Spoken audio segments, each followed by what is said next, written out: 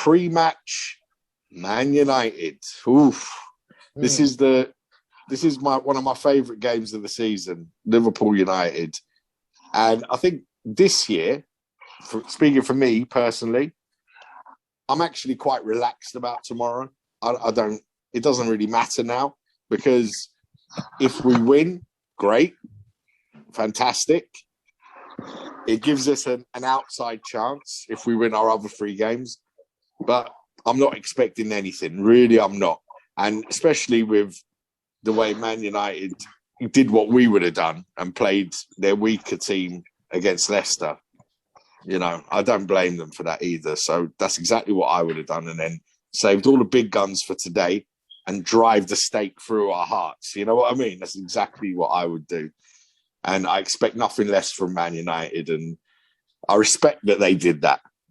I like that, because that shows that they still regard us as their biggest rivals. You know what I mean? The way they set up the other day. They don't care. They would have done it against whoever they were playing tomorrow night. It's not because they're playing. No, I think it would have been more embarrassing against us, though. Don't play 3 games in 5 days. You're going to play your best team in your first game. You're going to rest players for your second game, and you're going to play your best team in your third game. It's common sense. Doesn't matter who you're playing. I think to be fair to them, they made a good effort last night. I mean, even those youngsters and a few whatever, they didn't get tremendously outplayed. You can't say that's through the game. I mean, No. I didn't suggest that. I didn't suggest that. What I'm saying is, I would have listen. If it wasn't Liverpool tomorrow, one of the other games would have had the weaker team, not the Leicester game. Yeah, that's fine. I think when you look at how the fixtures panned out, and you look at the fact that they've already essentially qualified for the top 4. Yeah. So the top 4 is out of the equation. So he kind of like looks at it and thinks, well, which games do I want to target? Whatever. I kind of see Yaz's point, but I actually think because they've got the top 4, he's going to prioritise certain games. The Leicester game for him isn't a priority. The Liverpool game is more of a priority. On balance, if you were him and you think it doesn't matter which one, you're going to prioritise that one. It's quite obvious. Yeah, that was my fear. If you remember the last chat we had, my fear was that he was going to rest a load of players for the Leicester game, which is why relying on other results is a little bit of a futile exercise, isn't it? Yeah, I mean, I agree with that. I don't blame him for that. He's an ex-Man United player. He hates Liverpool, so he was always going to do that, you know, no matter what position they were in. So, you know, anyway, forget about that. But, so, the game tomorrow. Panny, kick us off, man. What do you think? Well, we've come to that point now where, as you say, nothing counts now. So I want to see a bit of experimental stuff. I can't see it, but it'd be nice to see something different. Don't go and play Fabinho. You don't need to win that game. Don't go put Fabinho in defence. Put him in midfield. Give some others a little go. Panny, hold on. It's Man United. We still want to win. We still want to win. Hold up. We can still finish in the top 4. Why are we talking about experimenting? We can still finish in the top 4. And how do you expect that to happen? Well, Leicester have got to play away to Chelsea next Tuesday and at home to Spurs. They need 4 points from 2 games. Yes, that is true. But you are an eternal optimist. No, he's not. No. On the weekend, no. I'm the optimist. I'm not an optimist. What I'm saying is, whilst there's still a chance, you have to take it. Like Thiago said, the door's closed, but the window's open. Yeah. So you can't go and experiment against Man United at Old Trafford. No. You've got to go and win the game. I agree with that. I'm not saying put youngsters in. I'm saying put someone like Ben Davies has been. Put someone. That's experimenting, Ben Davies. Yeah, no, Ben Davies is not playing tomorrow, mate. No chance. But in the last game, Panny, he did play. He played Phillips and Williams in central defence, right? So against Southampton, he did play Fabinho in midfield. He didn't play in central defence. He put Reece Williams and Phillips in. Yeah, keep it the same. Don't. There's talks of him putting Fabinho back in there. Don't do that. Right. Put Fabinho in the middle. You're getting the best out of Thiago that way. Yeah. You know what I mean? Yeah, I just think with the pace United have, and how slow Phillips and Reece Williams are. I mean, I could beat them guys in a race. That's how slow they are. So what's the alternative centre back pair then, Jason? I would. Well, it's a very, very tough call. It really is. I mean, he's got to trust his players and pick a team that is going to. He needs pace in that back line. I know Robertson and Trent are quick. I would chuck in Tsimikas. I would play. I know he hasn't played for a long time, but he's a quick player and he's experienced. He's an experienced defender. Hold on a minute. Let's take a step back. 1 minute we're saying let's not experiment. Yeah, I know. I just realised. I said Ben Davis. I mean, what's going on, mate? Listen, I'm scared of the pace. Listen, the chances are tomorrow, Man United may well make a mistake. Okay, because they've played 2 games in 3 days. He's not going to play. First of all, Maguire's out. Okay, the rest of the team, Rashford, Cavani, Fernandes had a little run out the other night. Okay, he's not going to play exactly his best 11. He is going to mix the team up tomorrow night as well. There's going to be a few other ones in there. He could get that wrong. He might play the wrong player in the wrong position.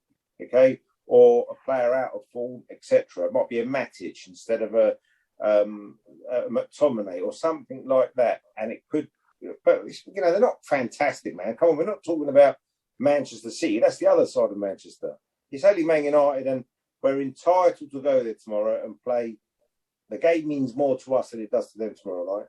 Okay, because whoever we play at the moment, we're playing with a sense of embarrassment. Really, now that's what it is. Because as champions, we're likely not to make the top 4. We've been humbled by teams that have been relegated. Every team that plays us wants to rub it in a little bit. So our desire should be greater than Man United's tomorrow night. And that should be enough, in my opinion, to get a positive result. I don't think it's not going to be a hostile Old Trafford. It's going to be an empty Old Trafford. Makes it a level playing field. Okay, you can be playing in a park for all I care. There's no fans there. There's no 70,000 Man United fans and 2,000 Liverpool fans up in a corner getting pissed on by United fans and all that. It's not going to happen. So our players, I personally believe that Mane has found a little bit of form in the last game. I saw flickers of what Mane's capable of doing. Okay, he's evidently spoke about his form and said it's been his worst season ever as a footballer. So he's quite conscious of what's going on. I mean, tonight's so much so that he actually took medical advice, didn't he? Yeah, I mean, listen, people forget that they're humans. Okay, they have, like Jason's correctly said 3 or 4 times in the past, they're not machines. They're human beings. Okay, and we have played. If you equate it to a car, it's like having it revved up to like 8,000 revs continuously for forever. And that's what our team has done. So it has been a drop off, but we're in reach and distance of the end of the season now. Okay, in 5 games' time, Van Dijk's going to be playing again.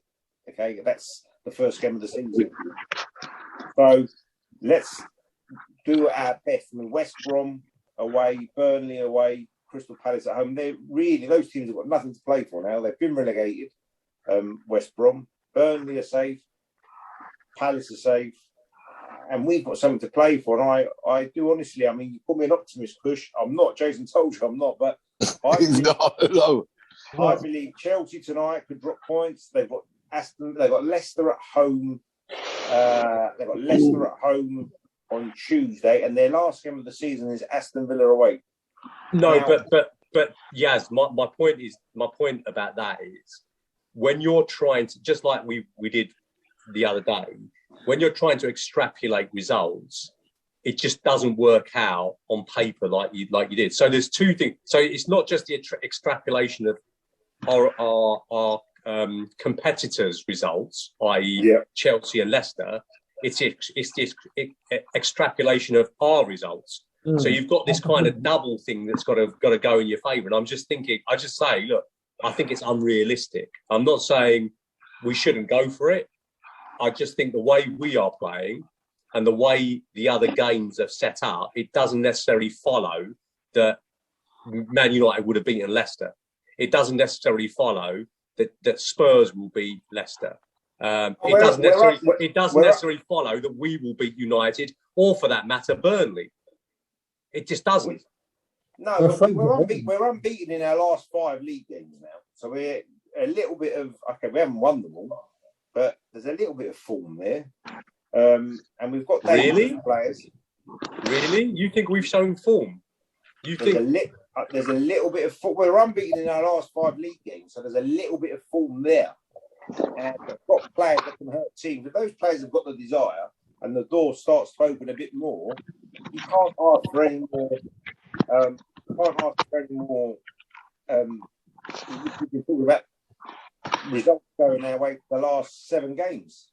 Every week we're saying, "Oh Jesus, they've lost, they've dropped points there," and we've thrown them away as well. So it is now or never, and I think that should be enough tomorrow night to get us a form of a result. And it's not the end of the world if we draw tomorrow. For me, the last 3 games are the ones we have to win. 10 points from our last 4 games, I think, will be enough. Well, I hope you're right, but listen, it's going to be very tough. I think we got to win. I think we've got to win all our games to stand any chance to qualify for the top 4. We've got to win every single game. Well, let's go need to, don't they? Yeah. Pete, what do you think, mate? On paper, we shouldn't win the game, but I've got a feeling we will win. I think they'll turn up tomorrow. What's happened to the Yassimus, man? You guys are... You've gone rogue on me, you guys. You're like the positive ones. No, yeah, but it happens like that in football. They've got nothing to lose, Liverpool. They've got nothing to lose. And they've got no pressure, really. With Leicester winning last night, it makes it a long shot. So I think maybe, they've got to come out and play. And I think we haven't done that for a while now. And I've got a feeling that because it's United, because of the circumstances, I think we'll see a different Liverpool tomorrow. I hope you're right. I think that I think I agree with Pete. I think they're going to play for pride tomorrow. They're going to play for the shirt tomorrow. I do. I think that. It doesn't mean we qualify for the Champions League. I'm not saying we're going to win. Chris is going to break down. No, because I'll tell you why. This is not about. This isn't going to be. This is not about. One thing you can't say with our team realistically is there's a lack of desire to win, right? I don't believe that the team goes out on a Saturday or a midweek game, whatever, and doesn't want to win the game. The problem that we have got this year is not a lack of desire. It's a lack of form. It's a lack of, for whatever reason that might be, we have just not shown enough form. You can't just one day play very mediocre football, average football, and then just turn it on like that. So as much as we might want to win tomorrow, it's just the way we are playing at the moment, I think, is the problem. I think we played one good game against Villa. Against Villa, we played well. And we almost drew that game, right? Exactly, but there was continuity in that game. They did put the ball about. They looked like Liverpool in that game, but that's about the only one, I think. That's my point, right? So you can't, as much as we're saying, look, the shackles are off, they'll want to play. I think the shackles, in fairness, have been off for quite a latter part of the season. There's no reason. What you have said, Pete, should have held against Real Madrid, should have held against everyone that we played in the last, 8-9 games, and it hasn't worked out like that.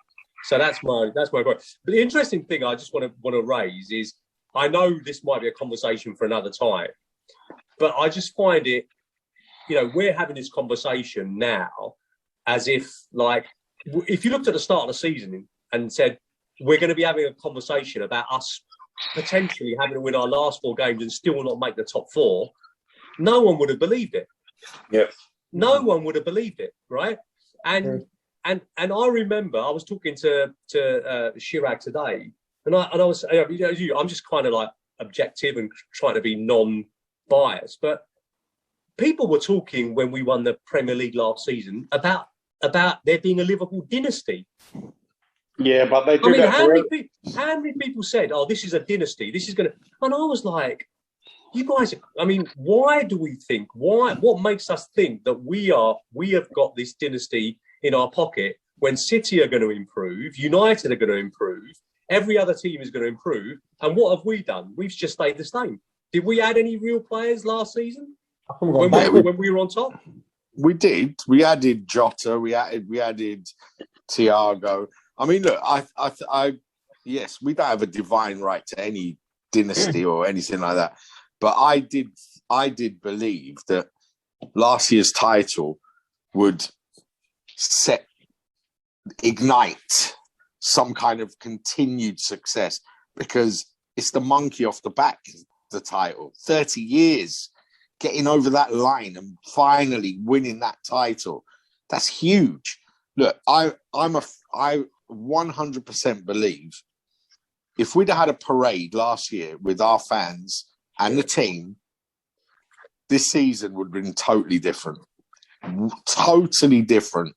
Even without fans in the stadium, I honestly believe that parade, that connection when you celebrate that massive success like they did when they won the Champions League the year before with the fans, it inspires the players. Remember, we keep saying it, they're human beings. That feeling, the adulation, when they see 1 million people lining the streets of Liverpool, just, I don't know. I don't think, we can't imagine what that feels like for them as the players. The same could be said, though. Have they got short memories, though, because they've forgotten the season later on? Yeah, but remember, we didn't celebrate. We didn't celebrate the title. Yeah, and but it was so huge. No other team has had fans. I think it's bad. To be honest, I wouldn't want Klopp to leave at any time. I wouldn't want him to leave at any time. But I think the whole team has been mismanaged this year. Yeah, I think he's made some mistakes. I definitely believe that he's made mistakes this year. And I think in his circle, in his management team circle, he probably knows that. He probably realises that as well. Because it might not be his fault, though. I mean, because for the first time, I don't know if I mentioned this last time, he actually came out and said, I'm not the one buying the players. No, but I remember when he first came to Liverpool. When he came to Liverpool, he said he will have the final decision on any player that comes in. He says, I have the first and the last decision. We can discuss all of the stuff in between. Yeah, and listen, for me, Klopp is one of those managers. He's, I think there's 2 or 3 of them in the world right now that the club don't mess with him.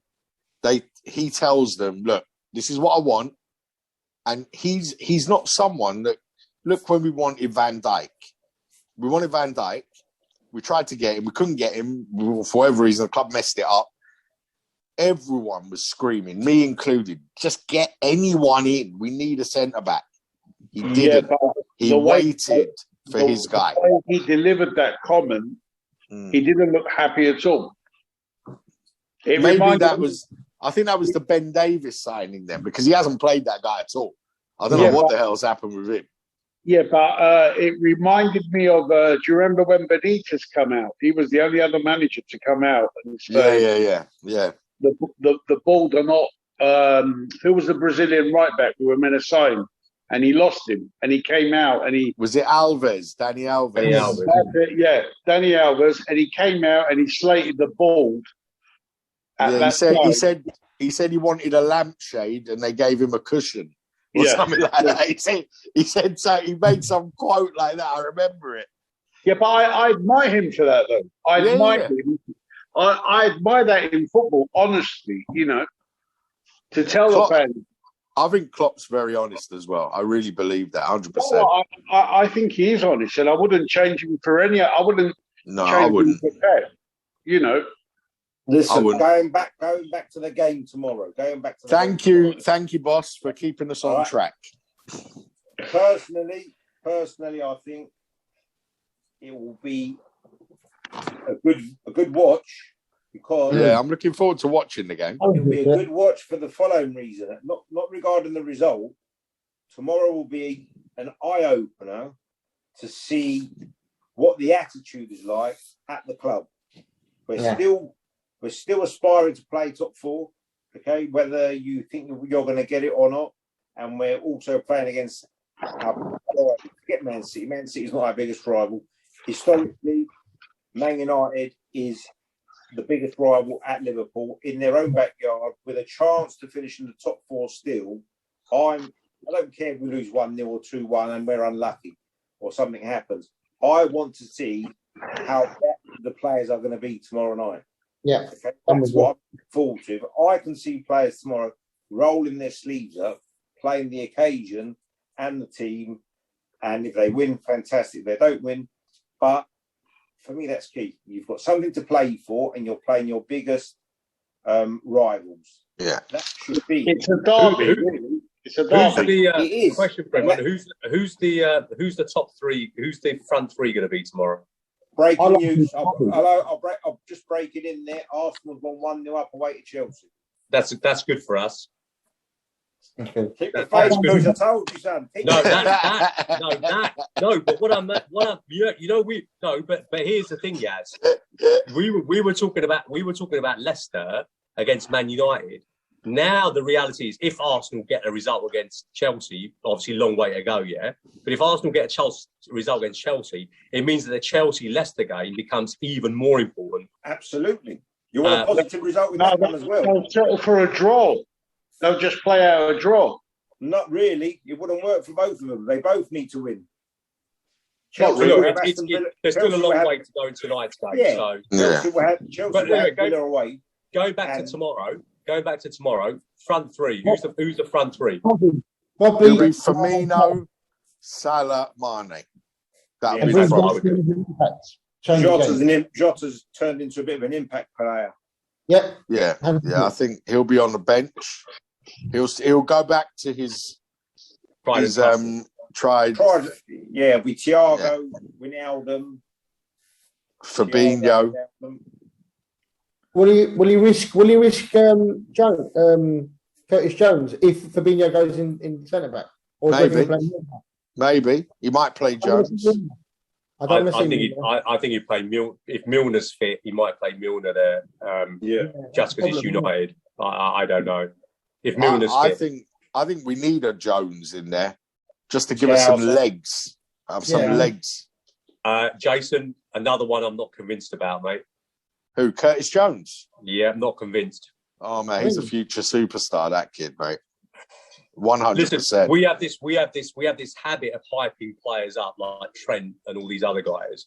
And my comment on the WhatsApp group the other day about the most overrated player in the Premier League.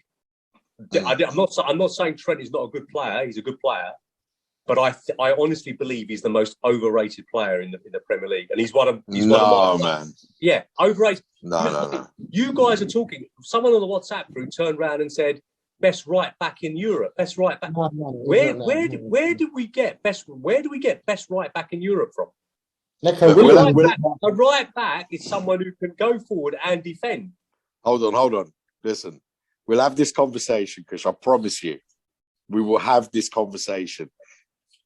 Just quickly on Trent. I used to get really upset with Trent. Yaz will tell you. I used to slate him in games. But then I started to realise he's not actually a right back. He's put in that position. He's put there to get him in the team. He is Liverpool's playmaker. He's actually the playmaker of Liverpool. He's not Superman. No, he's not. He's a young guy. He's a young guy. You know when they talk about what these commentators like when you watch it on Sky and all that his defending is questionable.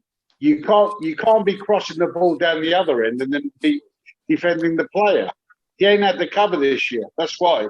No, yeah, I think he's a super talented player, and he's definitely the future captain of Liverpool. 100%. Yeah. No, he's 100%. He is class. All you got to do is look at his goal that he scored the other day. Yeah. I'm predicting a Liverpool win tomorrow night. Liverpool win, Panny. Yeah, Salah's got to get this golden. So yeah, I'm going to go for a bit. I'm going to go for like a 3-1. 3-1. Salah. Whoa! Salah we love you, Paddy. You can come back anytime, my friend. Anytime you can come back. Kush, let's get some realism now. Come on, Kush. I think it might be high scoring, but a goal either way. I can't say whether.